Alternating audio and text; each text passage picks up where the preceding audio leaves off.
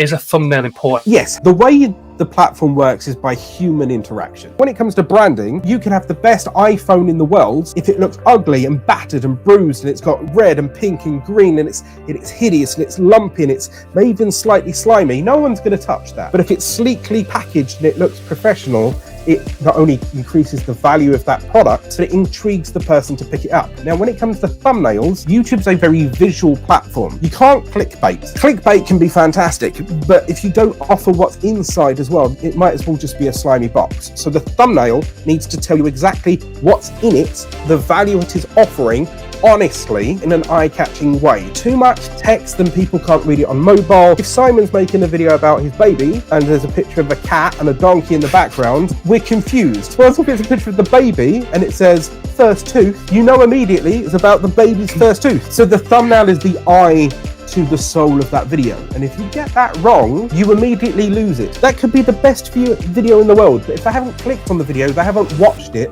to know that you're Spielberg. So you need to package it properly. Otherwise, you're just a slimy iPhone box. If you take an hour to make a video, then take at least 20 minutes to figure out what the thumbnail could look like. Just think how you use YouTube in itself. If it could be an identical video, both about slime, and if one's got a frame halfway through where you're not quite sure what they're making, and on the other one, it clearly has a picture of slime and the word slime, then you're gonna click the one that's better polished. Over time, what I've done is when it comes to choosing a thumbnail and making a thumbnail, you first have to do the research before you even touch your software. Let's say you're baking cakes. You then go and type in chefs and cakes and food. You have a look at how their thumbnails are done by standard. Is there some kind of theme that's continually used? Is there always a pastels colors? Is there always a font? Is there a lead creator in that field that you could borrow or be educated from? It's not stealing, it's standing on the shoulders of giants and learning from their hard work in the first place. And you've got all the time in the world. You can always go back and replace that thumbnail, right? It's not set in stone. There are general rules of thumb. Show